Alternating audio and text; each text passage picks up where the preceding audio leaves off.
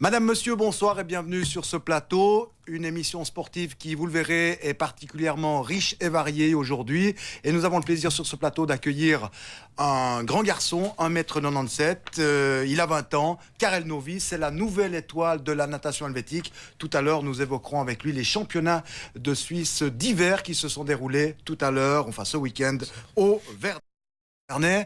Avec sur ce plateau Karel Novy, on l'a dit tout à l'heure. Bonsoir Karel. Bonsoir. Il y a bien sûr André Page, mais lui, il n'a pas mis les pieds dans l'eau. Karel, vous avez pulvérisé un des plus vieux records de Suisse chez les messieurs. Vous êtes devenu en l'espace de quelques jours une étoile, une star. Je sais bien que vous n'aimez pas trop le terme. Qu'est-ce que cela vous fait dans un sport aussi ingrat que la natation? Ça fait toujours plaisir d'avoir un peu de reconnaissance. Je crois pas que je sois une vraie star puisqu'on est déjà 6 à être qualifiés pour les Jeux Olympiques. Donc je pense qu'on est déjà 6 à être à un bon niveau mondial. Et puis ce record, c'était le moment de le battre parce qu'il avait déjà 13 ans. Et puis c'est le moment qu'on change de tête après Stéphane Vollery et Danois Alsal. Je vois que les jeunes ont les dents longues, ils ont de l'ambition, c'est très bien pour la natation helvétique. André, vous avez vécu un beau week-end avec pas mal de records qui sont tombés ce week-end. Effectivement, on a vécu un très beau week-end grâce à Karel, grâce aux autres nageurs. Actuellement, la natation suisse se porte très bien. Karel, on a tenté une explication en 3 minutes avec un petit reportage qu'on va voir immédiatement et ensuite on vous retrouve.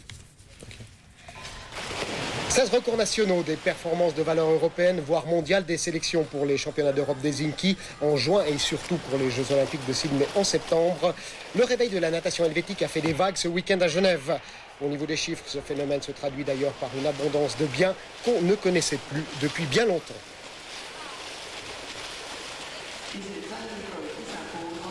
Avec les championnats d'Europe, on a déjà une équipe de 17 sélectionnés à laquelle on va ajouter encore les relais. Donc ce sera une grande équipe à Helsinki et là on espère de détacher encore quelques places pour les Jeux Olympiques. Mais évidemment l'année olympique, elle est très importante et tout le monde regarde que ça. Et pour cause, puisqu'avec Rigamonti, Strasser, Lutolf, Plattel et Novy, la Suisse possède des athlètes capables d'accéder aux finales B, ça c'est certain, voire à certaines finales A. Un quintet auquel il faut ajouter le nom de Christophe Buller, vainqueur du 50 mètres libre en 22,85. Ticket pour Sydney en poche, mais encore à 33 centièmes du record détenu par Danois Alsal.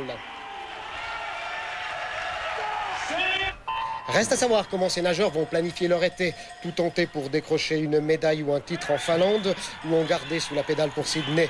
Entre les deux, 9 semaines à disposition, suffisant au niveau physique pour se recadrer. Mais qu'en est-il de la tête ? Du point de vue psychologique, c'est peut-être vrai ce que vous dites, que les gens pensent à Sydney. Mais il ne faut pas oublier que jusqu'à maintenant, les Suisses qui ont gagné au championnat d'Europe ne sont pas beaucoup. Il n'y en a pas eu jusqu'à maintenant. Donc je pense que quand on sera là et on aura l'occasion de pouvoir monter sur le podium, peut-être gagner un titre de champion d'Europe, je pense qu'ils vont bien réfléchir là-dessus et ils vont bien nager. À Helsinki et à Sydney, encore mieux. Optimisme de rigueur partagé par tous les spécialistes, dont Tony Ulrich et Christophe Pellandini, entraîneur actuel d'Agno et qui va succéder au Genevois à la tête du Genève Natation. Ulrich entamant une seconde carrière comme manager du Genève Servette Hockey Club. Il est vrai que maintenant, avec ces résultats, on voit à la base qu'il y a des jeunes qui arrivent à la natation parce qu'ils voient les résultats. Il y a des idoles maintenant devant et ça va faire que du bien pour nous. Et je pense que ça peut durer un peu plus de temps maintenant.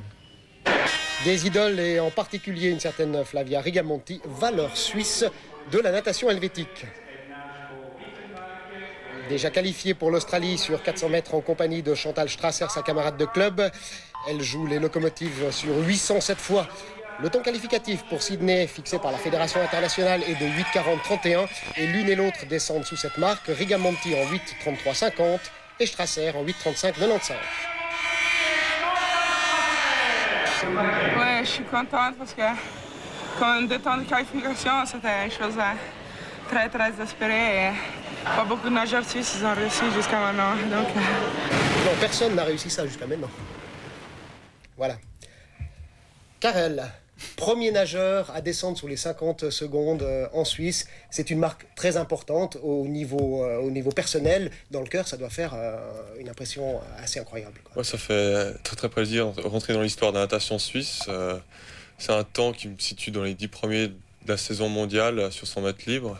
Ça veut dire que je peux aller me frotter aux grands de la natation sans avoir peur, sans avoir de complexe. Oui, effectivement, on va peut-être voir quelques images pour remarquer que malgré votre gabarit, vous développez une puissance assez extraordinaire. Les voici, ces images. Oui, c'est vrai, je suis très léger, je suis très long. Je suis haut sur l'eau, j'ai quand même passablement beaucoup de puissance. Mais c'est une bonne combinaison, un bon compromis pour nager vite, je pense.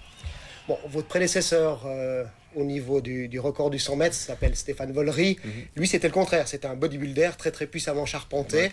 Vous êtes très fin, très longiligne, vous l'avez dit. On va écouter à ce propos l'avis de votre entraîneur Laurent Bouillot. Effectivement, c'est un peu la nouvelle génération des nageurs. Quand on voit Van den Hoogenbaan, qui était champion d'Europe aussi cette année, c'est également un nageur longiligne, très élancé.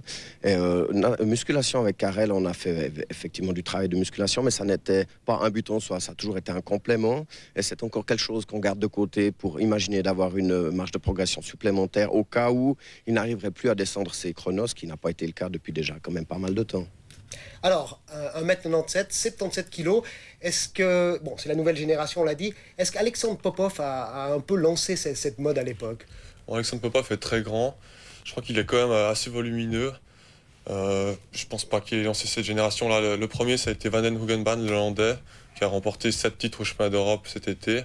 Lui, c'est vraiment le nageur type léger et très long, qui nage tout en cadence, pas tout à fait en puissance en fait. Vous allez vous retrouver à Sydney en compagnie justement de ces grands champions. Quelle impression? Un peu de crainte, un peu d'appréhension? Un peu d'appréhension, oui, mais je crois que les temps qu'on a fait ce week-end, ça nous met bien en confiance pour rentrer dedans à Sydney. Bon, à Sydney, on vous laissera tout d'abord apprécier l'événement parce que c'est une chose peut-être unique dans la vie, dans la carrière d'un sportif. Mais après Sydney, il se passera quelque chose. Alors après Sydney, il faudra envisager de faire des études parce qu'on ne peut pas vivre avec la natation. Moi, je pense que je vais partir aux États-Unis pour pouvoir nager et étudier en même temps. C'est un bon compromis. Mais j'espère être de retour pour Athènes 2004 et là, cette fois, de défendre mes chances en finale et peut-être une petite médaille sur 100 mètres crawl. 2004, c'est de la musique d'avenir. J'ai une question, Karel. Vous avez dit que vous êtes content d'aller vous frotter aux meilleurs. Quelle est votre marge de progression? Vous pouvez taquiner les meilleurs? Écoutez, avec le temps que je viens de réaliser, je me situe déjà le 6e temps d'Atlanta. Donc il faut descendre encore quelques dixièmes et je rentre sur les podiums. Ouais. On vous souhaite bonne chance et on espère que cette marge va diminuer encore d'ici Sydney. Merci. C'est bon? Non, on peut peut-être poser une dernière question à Karel, parce que ce week-end, il a nagé 5 épreuves. Aujourd'hui, on avait quand même un peu l'impression, Karel, que vous étiez légèrement fatigué. Vous n'en avez pas fait un peu trop? Écoutez, mon but c'était de me qualifier sur 100 mètres libres. J'ai fait des petites courses de préparation, 2 fois 50 mètres. J'ai fait des records suisses, ça m'a mis en confiance. J'ai réalisé mon temps, après j'ai été libéré, l'influx nerveux peut-être était un peu parti, mais comme j'avais bien nagé, je savais que j'étais en forme, je pouvais bien nager, donc j'ai bien terminé ces championnats, même un peu fatigué. Bon, et quand on aime, on ne compte pas. Voilà.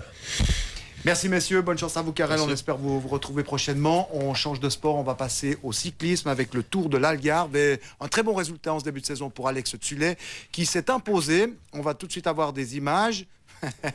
Karel a passé devant la caméra mais c'est pas très grave. Voilà, ça s'est disputé, c'était la dernière.